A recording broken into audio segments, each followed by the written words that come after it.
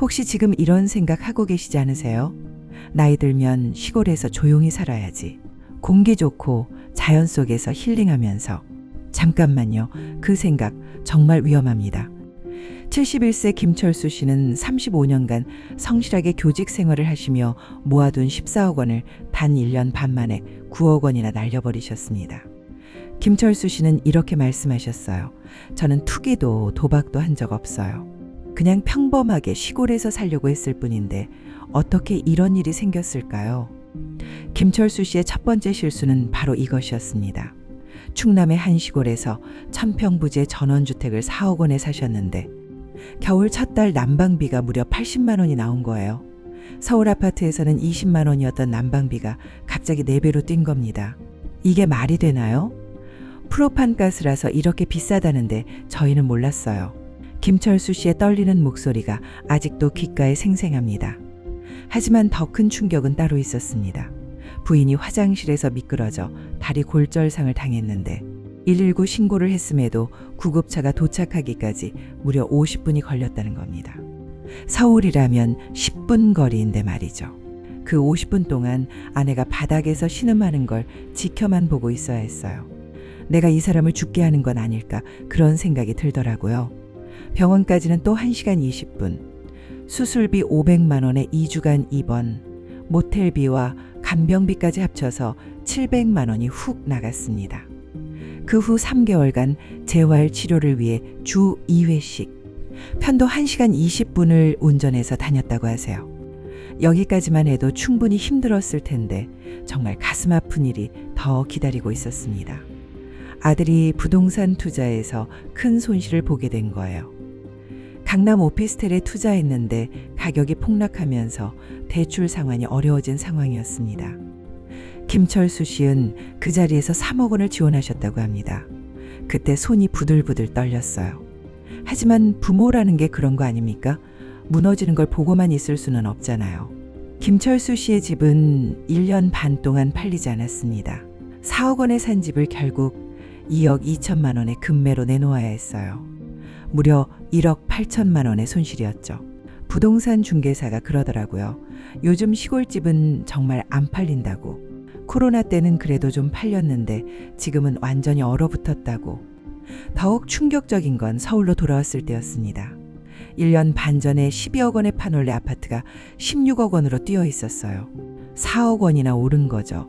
전세금만 8억 원이었습니다. 결국 김철수 씨는 30년 넘게 살던 동네에서 보증금 5천만 원에 월세 60만 원짜리 다세대 주택으로 들어가셔야 했습니다. 14억 원의 자산이 5억 원으로 줄어든 채로 말이죠. 71세 나이에 월세로 살게 될 줄은 꿈에도 몰랐어요. TV에서 보는 전원생활과 현실은 정말 달랐습니다.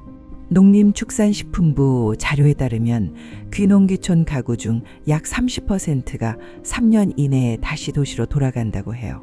그리고 그중 80% 이상이 김철수 씨처럼 큰 경제적 손실을 본다는 겁니다. 귀촌 실패의 8가지 함정을 말씀드릴게요. 첫 번째, 생활비 계산 착오입니다. 시골이니까 돈이 적게 들 거라고 생각하시는데 실제로는 난방비, 교통비, 집 관리비가 도시보다 훨씬 많이 들어요. 특히 겨울 난방비는 서울 아파트의 3배에서 4배까지 나올 수 있습니다. 두 번째, 의료 접근성 문제입니다. 나이가 들수록 병원은 필수인데 응급 상황에서 골든타임을 놓칠 위험이 매우 높아요. 김철수 씨처럼 50분이나 기다려야 하는 상황이 언제든 생길 수 있거든요. 세 번째, 부동산 현금화의 어려움입니다. 시골 부동산은 사기는 쉬워도 팔기는 정말 어려워요. 급한 상황에서 헐값에 금매로 내놓는 경우가 대부분입니다. 네 번째, 집 관리비 폭등입니다. 아파트와 달리 모든 관리를 직접 해야 하는데 보일러 고장, 지붕 수리, 정화조 청소 등등 예상치 못한 비용이 계속 발생해요. 다섯 번째, 가족관계 악화입니다.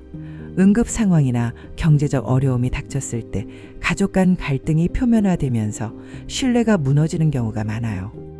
여섯 번째, 지역 공동체 적응 실패입니다.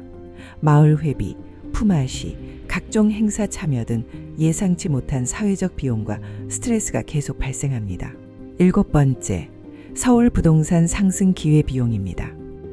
집을 팔고 나간 사이 서울 부동산이 폭등해서 다시 돌아올 수 없게 되는 거죠. 8번째, 사기나 투자 유혹입니다. 순진한 도시 사람들을 노리는 각종 사기와 투자 유혹이 시골에는 의외로 많아요. 그럼 어떻게 해야 할까요? 정말 시골에서 살고 싶으시다면 이 7가지는 반드시 지켜주세요. 첫째, 집을 팔지 마세요. 최소 1년은 전세나 월세로 살아보고 사계절을 다 겪어본 후에 결정하세요. 둘째, 전 재산을 가져가지 마세요. 최소 절반은 서울에 안전하게 보관해 두세요. 셋째, 응급 상황을 미리 점검하세요. 병원까지의 거리, 구급차 도착 시간, 겨울철 도로 상황을 직접 확인해 보세요. 넷째, 실제 생활비를 정확히 계산하세요. 난방비, 관리비, 교통비, 의료비를 모두 포함해서 최소 6개월치는 여유자금으로 준비하세요. 다섯째, 가족과 충분히 상의하세요. 특히 응급 상황이나 경제적 어려움이 생겼을 때 어떻게 할 것인지 미리 계획을 세우세요. 여섯째, 투자 유혹에 절대 넘어가지 마세요. 특히 부동산 투자나 농업 투자는 전문가도 어려워하는 영역입니다. 일곱째, 언제든 돌아올 수 있다는 마음가짐을 가지세요. 자존심 때문에 버티다가 더 큰 손실을 보는 경우가 많거든요. 지금 이 순간에도 수많은 분들이 귀촌을 꿈꾸고 계십니다. 하지만 기억하세요. 귀촌은 단순한 이사가 아닙니다. 인생을 송두리째 바꾸는 엄청난 도전이에요. 특히 60세 이후에는 실패했을 때 되돌릴 시간도 기회도 많지 않습니다. 평생 모은 자산이 순식간에 사라질 수 있다는 무서운 현실을 직시하셔야 해요. 만약 정말로 시골 생활을 꿈꾸고 계시다면 절대 서두르지 마세요. TV 속 아름다운 전원 생활에 현혹되어 성급한 결정을 내리면 돌이킬 수 없는 결과를 맞을 수 있습니다. 귀촌은 충분한 준비와 냉정한 현실 판단, 그리고 언제든 되돌아올 수 있다는 여유로운 마음가짐이 있어야만 성공할 수 있는 인생의 큰 도전입니다. 여러분의 소중한 노후가 위험에 빠지지 않기를 간절히 바랍니다. 오늘 이야기가 도움이 되셨다면 좋아요와 구독 꼭 눌러주세요. 여러분의 안전한 노후를 위한 더 많은 정보를 계속 가져다 드리겠습니다.